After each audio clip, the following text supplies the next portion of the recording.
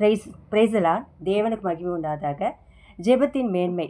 ஜெபத்தின் மேன்மை என்று சொல்லும் பொழுது நம்மளுடைய வாழ்க்கையில் மிக முக்கியமான காரியமாக இருக்கிறது.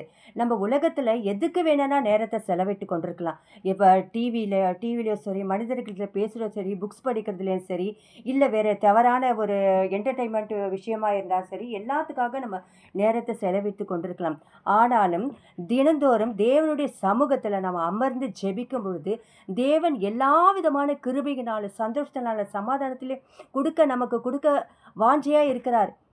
ஜெபம் என்பது என்ன? ஜெபம் என்றால் நாம் தேவனோடு பேசுவது. வேத வாசிப்பு என்றால் தேவன் நம்மோடு பேசுவது. ஆகையினால அனுதினமும் நமக்கு இருக்கணும். நம்மளும் தேவன் கூட பேசணும், அவரையும் நம்ம பேச விடணும். வேத வாசிப்பும் ஜெபம் என்பது நம்மளுடைய வாழ்க்கையில் முக்கியமான ஒரு அங்கமாக இருக்குது. ஆகையினால தேவ பிள்ளைகளாகி நாம் ஒவ்வொரு நாளும் ஜெபித்து ஆண்டவருடைய ஆசீர்வாதத்தை பெற்றுக்கொள்வோம். ஜெபத்தின் மேன்மை ஒரு நாள் நம்முடைய தாழ்மை அடைய செய்யாது, மேன்மைப்படுத்த செய்யும். எல்லா ஆசீர்வாதங்களும் நமக்கு சேரும்.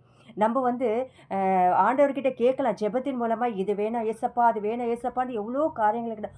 ஆனாலும் தேவன் நமக்கு தகுதியாக இருப்பது, நமக்கு நம்மளுடைய வாழ்க்கையில் இது என்னுடைய மகளுக்கு என்னுடைய மகனுக்கு இது கொடுத்தா ஆசீர்வாதமாக சந்தோஷமாக பிற்காலத்தில் தேவன் ஒரு 5 வருஷமோ 2 வருஷத்துக்கோ ஆசீர்வாதம் கொடுத்து எடுக்கிற தேவன் கிடையாது.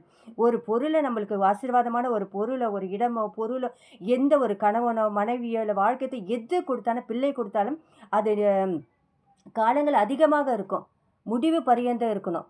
அதற்குண்டான காரியத்துக்கு யோசித்து தான் ஆண்டவர் கொடுப்பார். அதனால் நம்ம எல்லாவற்றையும் நம்ம கேட்கலாம். நமக்கு தகுதியான எல்லாவற்றையும் தான் ஆண்டவர் நம்மளுடைய சமூகத்தில் ஜெயமாக முடித்து கொடுப்பார். ஆண்டவர் நம்ம ஜெபிச்சு விட்டு இதை கேட்டேன் ஆண்டவர் எனக்கு செய்யலையே, அதை கேட்டேன் எனக்கு சார், ஆண்டவர் மேலே கோச்சிக்க கூடாது.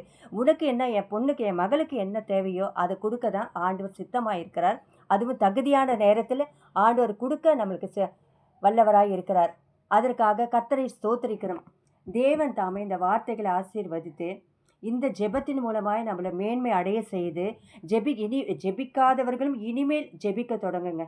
ஆண்டவருடைய சமூகத்தில் ஒரு 5 நிமிஷமாவது 10 நிமிஷமாவதுக்கும் நம்மளுடைய குடும்பத்துக்காக, நம்மளுடைய வாழ்க்கைக்காக, நம்மளுடைய குடும்பத்தின் ஆசீர்வாதத்துக்காக, சாபங்கள் நீங்கள் எல்லாவற்றிற்காக ஆண்டவருடைய சமூகத்தில் உட்காந்து அந்த ஜெபிக்க பழகுங்க. ஜெபிக்க பழக பழக பழக தான் நமக்கு உண்டான ஆசீர்வாதங்கள் நமக்கு நேரடியாக ஆண்டவருடைய சமூகத்திலேருந்து நமக்கு வரும். ஆண்டவர் எந்த நேரத்தில் நான் ஜெபித்தேன், ஆண்டவர் முடியாத காரியம் இது முடியலேன்னு சொல்லி ஜெபித்தேன், எந்த ரூபத்தில் தான் ஆண்டவர் கடைசி நேரத்தில் எனக்கு உதவி பண்ணார் எனக்கு தெரியல என்று பல பேர் சொல்லி நம்ம கேட்டுக்கிறோம். அதே மாதிரி நம்மளுடைய ஜெபிக்கும் பொழுது ஆண்டவர் எல்லா சாபங்களையும் எல்லா தடைகளையும் கர்த்தர் நீக்கி போட்டு பரலோகத்திலேருந்து நமக்கு தேவ தூதர்களை அனுப்பி கொடுப்பார்.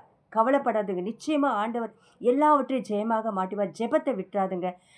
உலகத்துக்கு உண்டான காரியங்களுக்கு நேரத்தை செலுத்தாதுங்க. ஆண்டவருடைய சமூகத்தில் ஆண்டவர்கிட்டயே நீங்கள் பேசுங்க, ஆண்டவரை பேசவும் நம்மக்கிட்ட விடுங்க.